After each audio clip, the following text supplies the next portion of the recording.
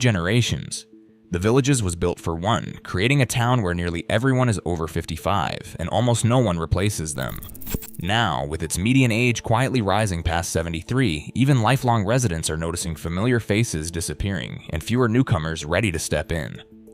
If monoculture creates paradise, what happens when everyone ages at once and the replacements stop showing up? Life in the Villages runs on a kind of synchronized clock. With a median age of 73.6 years, nearly every neighbor, club leader, and volunteer sits within the same bracket of late retirement. This is a place where the block party, the pickleball match, and the HOA meeting are all staffed by people at the same stage of life, and that sameness shapes how the community operates, for better and for worse. Residents describe a sense of instant belonging, but also a subtle echo chamber where everyone's needs, worries, and ambitions tend to line up. One longtime resident recalls, "It's like living in a college town where everyone's a senior, except we're all seniors in a different sense." The design was intentional. By building for a single demographic, the Villages created a world where leisure, safety, and shared experience are the norm. But monoculture comes with hidden fragilities. In a typical town, younger generations cycle in to take on civic roles, coaching, mentoring, running events, and serving on committees. Here, the pool of volunteers is aging in parallel. As the earliest waves of residents move from active club leaders to needing more support themselves, there are fewer newcomers ready to step up. Clubs that once had waiting lists are now searching for organizers. The same pattern appears in neighborhood watch teams, charity drives, and local boards.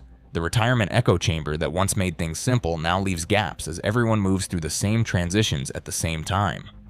The result is a system where continuity depends on residents who, year by year, find it harder to carry the load. In a city built for one generation, the question is no longer just who will join the next club, but who will keep the lights on when everyone ages together. The surge that built the Villages was powered almost entirely by one generation. From 2010 to 2023, the population more than doubled, with baby boomers arriving in waves, drawn by the promise of a purpose-built retirement city. But every demographic wave crests. Demographers point to a simple, stubborn fact. Generation X, the next group in line, is smaller than the boomers by nearly 10% to 15%. Nationally, there are 65 million people in Generation X compared to 73 million boomers at their peak. That gap alone means fewer people entering retirement age over the next decade. Financial differences run just as deep. Generation X households, now entering their late 50s and early 60s, carry more debt and have less median wealth than boomers did at the same age.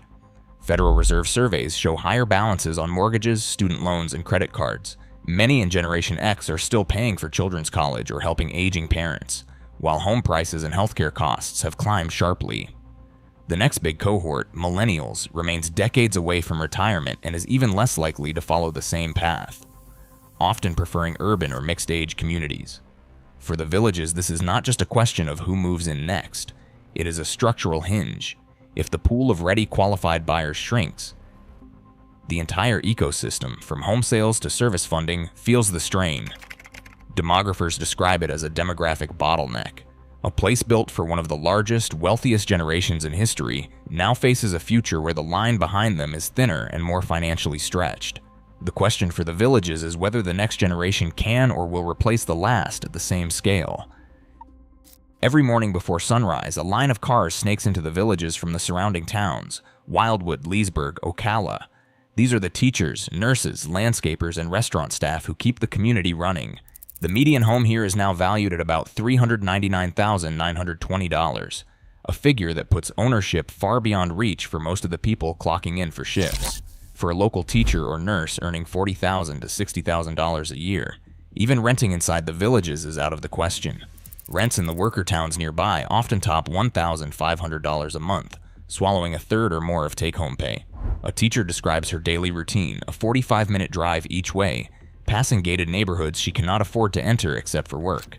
A labor economist points out that as gas prices and rents climb, the effective wage for these essential jobs keeps shrinking. The result is a hidden fragility. When the commute gets too long or the paycheck too thin, workers leave. Restaurants cut hours, clubs reduce events, and medical offices struggle